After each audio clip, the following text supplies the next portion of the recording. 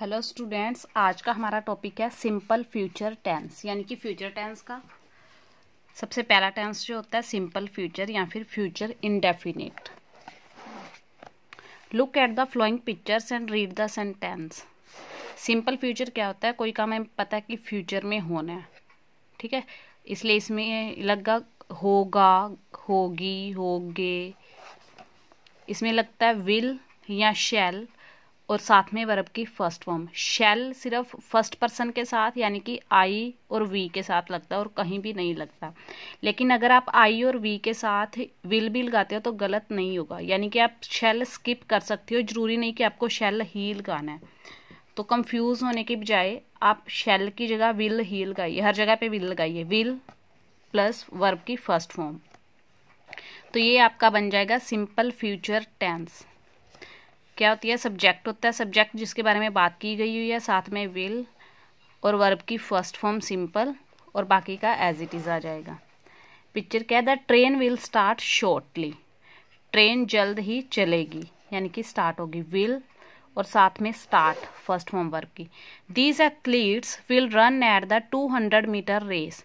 ये धावक, एथलीट यानी कि धावक, दौड़ने वाले जो रेस लगाते हैं वो दौड़ेंगे 200 मीटर की रेस, दौड़ेंगे, विल प्लस वर्ब की first form. I will go for shopping now. मैं अब शॉपिंग के लिए जाऊंगी या जाऊंगा, विल साथ में वर्ब की first form. Rinku will go to school after taking breakfast. Rinku school जाएगा ब्रेकफास्ट लेने के बाद, तो विल गो की फर्स्ट फॉर्म है गो। These sentences 1 to 4 show that the action or event mentioned will take place in the time to come or future। ये जो 1 2 3 4 sentence हमने किए हैं, इसमें क्या है कि जो एक्शन है यानी कि जो काम हुआ है या इवेंट या कुछ भी हुआ है जो मेंशन किया गया है वो कब हुआ है? In the time to come, आने वाले टाइम में होगा।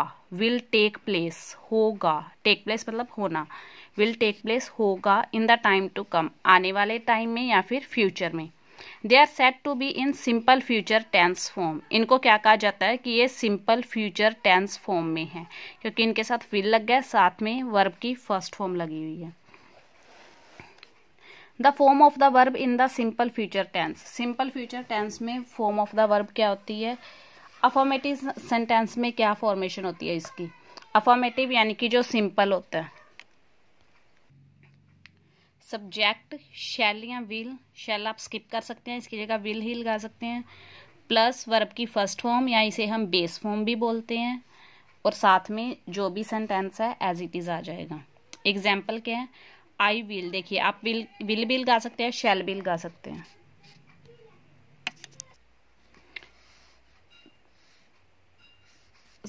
ही will go with me to the market. वो मेरे साथ मार्केट जाएगा। ही हमारा यहाँ पे सब्जेक्ट है, विल गो, विल और वर्ब की first form go, with me to the market. Rest of the यानी कि बाकी का जो सेंटेंस है ऐसे का ऐसे आ जाएगा। नेक्स्ट है नेगेटिव। इसको हम नेगेटिव कैसे बनाते हैं?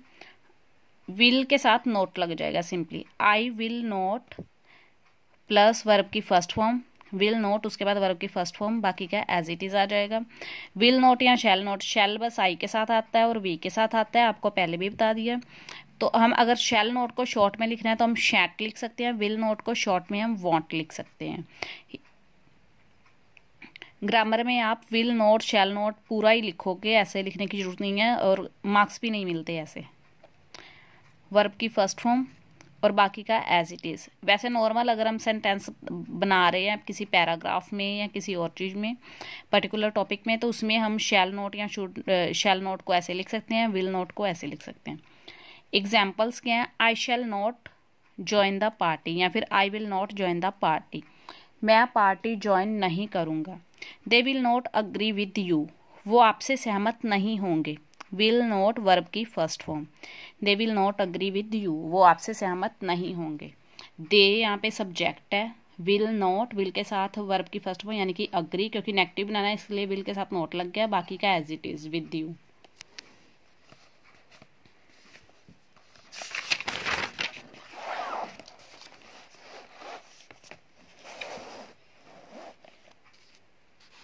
इंटेरोगेटिव सेंटेंस कैसे बनता है, शैल या विल जो भी हमने लगाया या जो भी सेंटेंस में लगा हुआ है वो पहले आ जाएगा, क्योंकि इसमें हेल्पिंग वर्ब हमारी है विल या फिर शैल, कुछ भी होगा वो पहले, बाकी का as it is.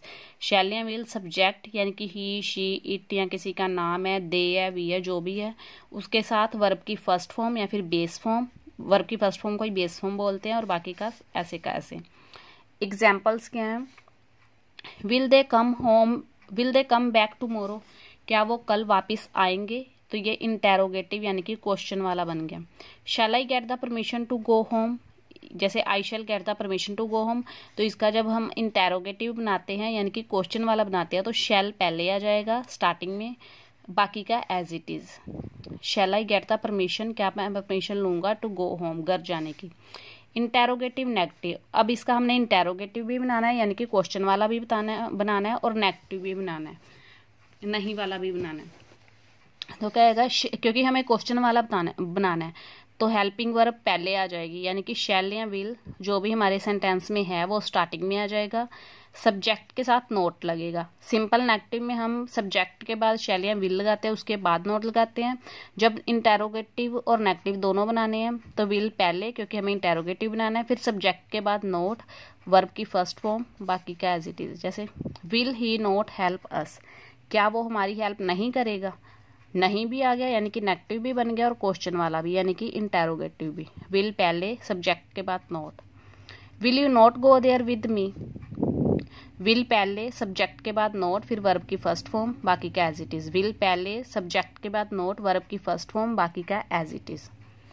Use of simple future tense, simple future tense का यूज कहाँ पे होता है, this tense is use to express an action that will take place in the future. ये टेंस कहाँ पे यूज किया जाता है, किसी ऐसे एक्शन को एक्सप्रेस करने के लिए, व्यक्त करने के लिए जो फ्यूचर में होगा, अभी हुआ नहीं है या पास्ट में नहीं हुआ है, वो फ्यूचर में होगा, आने वाले टाइम में होगा। To express pure future, pure future यानी कि shall is used, pure future को एक्सप्रेस करने के लिए शैल कहाँ पे यूज होता है, with pronoun of the first person, first person pronoun के साथ यानी कि आई और वी के साथ, पहले ही बता दिया आपको। And will with all other subject, और बाकी के जो सारे सब्जेक्ट हैं उनके साथ यूज होगा विल। एग्जाम्पल्स क्या है, आई शैल या वी शैल गो देयर, हम वहां जाएंगे, यानी कि आई और वी के साथ शैल लगेगा, आप विल भी लगा सकते हैं। यू ही शी दे, इन सब के साथ विल लगेगा, यानी कि आई और वी को छोड़ के बाकी कुछ भी आ जाए उसके साथ विल लगेगा। You will go there, he will go there, she will go there, they will go there. These sentences merely state a fact, ये सिर्फ एक फैक्ट को स्टेट करते हैं। आई विल और we will are used with the idea of intention, determination और a promise.